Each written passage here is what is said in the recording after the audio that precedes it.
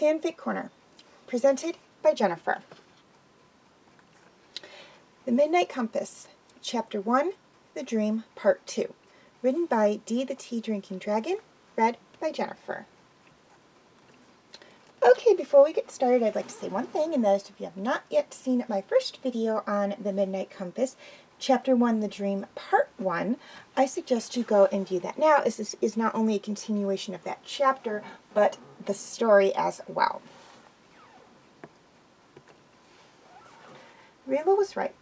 Once the fire was lit and the adrenaline had faded, the weariness hit them like a brick wall. It was still only evening, though the storm continued to rage outside, so it was hard to tell if the sun had completely set or not. As usual for the young prince, Callum had set out to spend his time drawing, resting against the craggy wall. Zim had joined him a few minutes in, curling up next to his leg with his head resting on Callum's lap. His hand found its way to gently scratch the dragon between the horns as his other hand worked its way across the paper. "Do you mind if I watch?" He heard Rayla shuffle from across the fire. There was a faint hint of a smile on her lips, but her eyes looked tired. He didn't blame her. He could feel it too. It had been a long first day in Zadia. He smiled gently back at her. "Oh, no, not at all." She scooted around their fire to sit next to him and seemed content to watch his pencil glide across the paper, her head resting gently against the knee she was loosely hugging to her chest. Over time, the image appeared on the page of the Sun King, looming intimidatingly over a brave little Zim. He tried to glance steadily at her every so often and watch as, after about half an hour, her eyelids began to flutter and her head sank and rose ever so slightly as she tried to fight off sleep. Another half an hour passed when she became still, eyes closed, one arm falling limply at her side. Callum felt an affection rise to his chest as he finished off the shading on a section of Solregum before closing his sketchbook as quietly as he could and placed it back neatly in its sling. He reached over tentatively and placed a hand on her shoulder, giving it a gentle shake. "Hey, Rayla?" he whispered under his breath. She inhaled sharply through her nose, brow furrowing for a moment as she first tensed and then relaxed, peeking a tired eye half open at him. "Huh? What?" Her voice was slurred from weariness. "You'll hurt your back if you fall asleep like that." True to his word, he watched Rayla raise a hand to the back of her neck, and she sat upright, stretching backward slightly until her shoulders hit the brick wall. She yawned and rubbing at her blurry eyes before she spoke again. "I dozed off." Her voice was still soft, barely above a whisper, as though trying not to disturb the peace between them. He chuckled quietly. "Yeah, it's been a busy day, though. I don't blame you. I think it's time we both get some sleep." She nodded, slowly rising to her feet. "I want to see it tomorrow, though." "Mm-hmm. You're drawing." She smiled back at him. "It was looking impressive the last I remember seeing it." Callum's ego was boosted from the compliment, and he cracked a cheerful smile back at her. They settled down for the night a little further inside, Zim still fast asleep as she laid the little dragon down, her arms cuddled loosely around his scaly body. Callum wriggled to get comfy before settling on his side, watching Rayla. He caught her eye, and she smiled at him over the top of Zim's head. "Good night, Callum." Despite the roaring of the wind outside, he could feel sleep tugging at his mind. He closed his eyes, a smile painted across his own lips. "Night, Rayla." And then everything was white, almost blindingly so. For a moment, and Callum squinted, unable to focus on his surroundings. Callum. His name reverted through his head, like it was coming from inside his mind. A voice that felt familiar somehow, yet so far off from anything or anyone he had ever heard before. Who? Where? He wanted to turn around, but his body resisted. Everything felt off, like he was floating in nothingness. A fear began to bubble in his chest. Was he dead? He tried to recall back to his last memory. They had just settled down for the night. Had he died in his sleep? Had they been ambushed? Rayla, where was Rayla? His panic began to escalate as he called out to the empty white abyss. Rayla, where are you? She's not here. The voice was louder now, and the power in the woman's words made him shudder. Callum breathed in slowly, trying to calm himself, to slow his fluttering heart. What have you done with her? His voice cracked slightly, and he mentally scolded himself. Not the impression of bravery he wanted to make. This isn't about her. Her voice was still firm. Callum's jaw clenched. Where am I? Let me go. I need to find... Relax. The woman's voice softened slightly, and for a moment Callum felt his body relax, and his fingers were able to twitch free of the unseen grip on him. She's perfectly fine. She's back in the cave, fast asleep, next to you. So I'm not dead? Goodness, no. I should hope not. That would certainly throw a wrench into my plans. As she said that, Callum felt the grasp on his body fade slowly away. He rolled his shoulders a little, stretching his arms out and trying to take a step forward. There was a strange disconnect, Callum realized as his foot felt the ground beneath him, but he couldn't see anything there. It felt like there was no sense of depth where he was. Everything was just the same granite of bright light, with nowhere to go. Callum walked forward, and as he did, color began to paint like watercolor around him, building the landscape, grass, trees, rocks, until he was standing in a forest clearing in front of a beautiful spring, sparkling under the midday sun. He could feel the warmth of the daylight on his skin. Where? He reached out timidly to touch the bark of one of the trees, walking ever closer still to the spring, his fingers brushing along the foliage as he did. It all felt so real, too real. But where had it been seconds before? Was this some sort of strange Zadie thing, a trick of the mind? Do not be afraid, Callum. Callum whirled around, and suddenly he wasn't alone. Standing before him was the figure of a woman he had never seen before, with mahogany skin and black wavy hair flowing down past her shoulders. A long flowing cape was drawn around her, obscuring most of her body, burgundy in color, and the very ends of it dancing like flickering flames. Though there was no breeze, the cloak was almost floating against some unfelt air current. The hood was drawn up, and because of this, Callum couldn't tell if she was an elf or a human. But the most striking thing about her was her eyes. They were completely and utterly pitch black, but they sparkled, almost as though the night sky itself was trapped within them. I wasn't afraid. It was the truth. Confused, yes. Unsettled, slightly, perhaps. But afraid, for some reason, right now, Callum wasn't afraid. He had been when he thought Rayla had disappeared, but a wave of tranquility had fallen over him. Was this some kind of spell? I've seen what you're capable of. Suddenly, Callum found himself rubbed the wrong way. You're not going to try to convince me to do dark magic again, are you?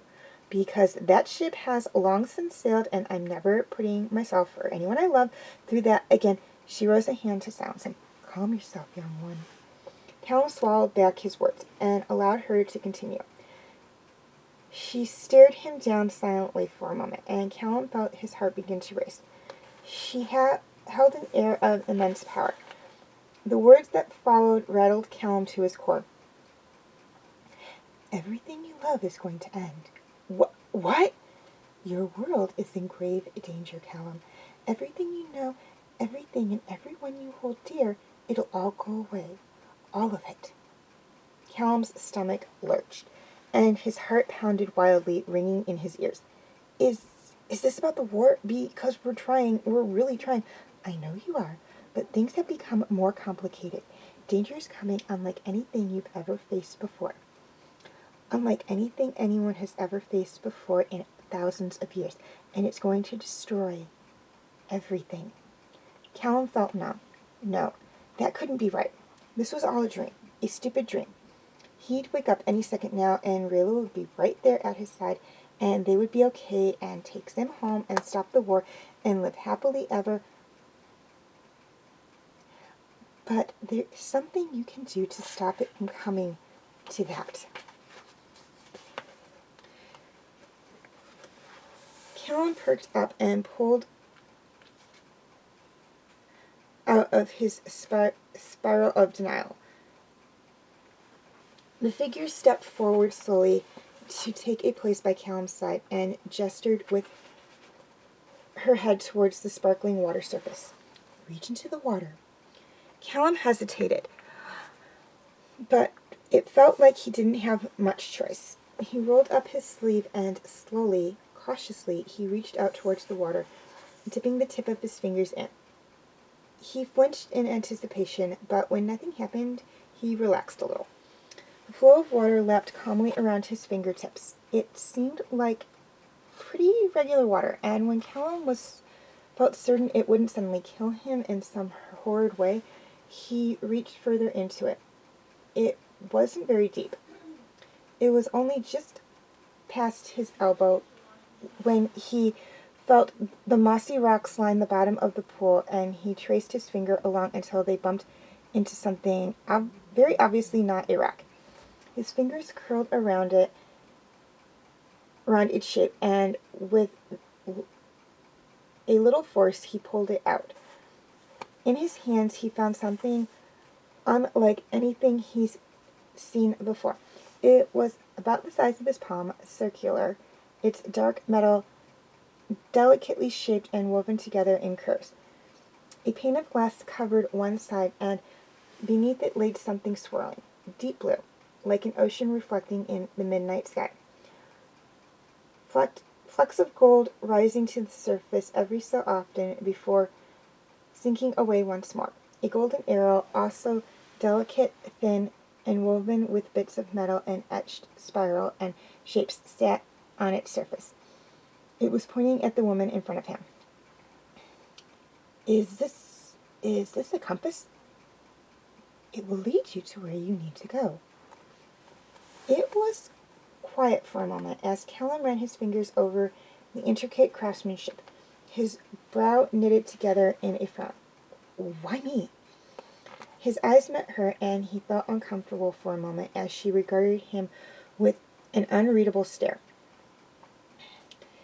There is something about you I haven't seen in 1,000 years. A spark, an understanding. You will be able to connect to the Arcanum. You were able to connect to the Arcanum despite being a human. And if you can connect to one primal, I believe it's not impossible that you can connect to the others as well. You really think, Callum, there is something terrible and powerful coming, and you will need to be ready to face that. You need to be the most powerful you can be if you have any chance at all of fighting back and being able to protect the people you love. Callum felt a pit gnawing at his insides. And if I can't? Doubt is a powerful foe, young mage. There is hope, and you still have time, and you're not alone. There are people who will guide you, support you, and fight by your side in this battle. Callum's thoughts drifted to Rayla. She had stood by him through everything so far, and something pained in his heart. a confidence that she would stand by him through this as well. They were in this together. They would always be in this together. His voice came out cracked with emotion. Okay. And with that, the world around him began to flicker into dimness. Panic set in for a moment, and he realized he had questions, too many questions, and not enough time to ask them all, so he blurted out the first thing that came to his mind. Wait, who are you? The woman's lips twitched into a smile, her dark eyes softening before she faded completely from his view. A friend.